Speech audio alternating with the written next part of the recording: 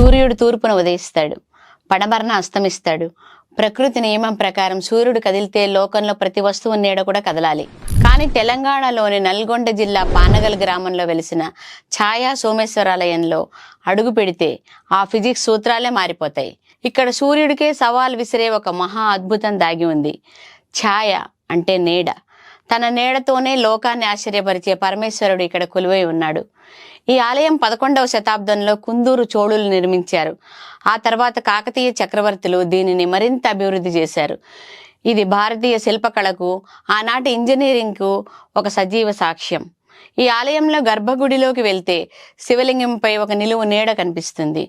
ఆశ్చర్యం ఏంటంటే మీరు ఉదయం వచ్చినా, మధ్యాహ్నం వచ్చినా, సాయంత్రం వచ్చినా బయట ఎండ ఎలా ఉన్నా ఆ నీడ మాత్రం ఇంచు కూడా కదలదు. ఎప్పుడూ ఒకే చోట స్థిరంగా ఉంటుంది. నిజానికి ఆ నీడ ఏ స్తంభానిదో అని వెతికితే ఏ ఒక్క స్తంభం నీడ కూడా నేరుగా అక్కడ పడదు.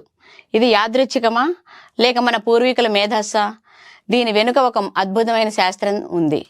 మన పూర్వీకులు వాడిన లైటింగ్ ఇంజనీరింగ్ అది.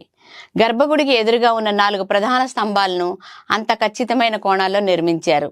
ఆ స్తంభాల మీద పడే కాంతి పరావర్తనం అంటే రిఫ్లెక్షన్ చెంది ఒకే నీడల అంటే యూనిఫైడ్ షాడోలా శివలింగంపై పడుతుంది. నేటి కాలంలో మనం లేజర్స్, అధునాతన సాంకేతికత చేసే అద్భుతాన్ని 1000 ఏళ్ల క్రితమే కేవలం రాళ్లతో సాధించారు మన శిల్పులు. మహిమ అని నమ్మిన, మేధస్సు అని మెచ్చుకున్న ఛాయా సోమేశ్వరాలయం ఒక వీడని రహస్యం. మన పూర్వీకుల అద్భుతమైన నిర్మాణ కౌశలానికి నిదర్శనం. హైదరాబాద్కు 100 కిలోమీటర్ల దూరంలో ఉన్న ఈ అద్భుతాన్ని మీరు కళ్ళారా చూసి రావచ్చు.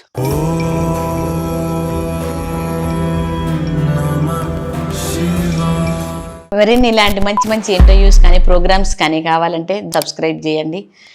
ఫేస్బుక్లో, ట్విట్టర్లో ఫాలో అవ్వండి.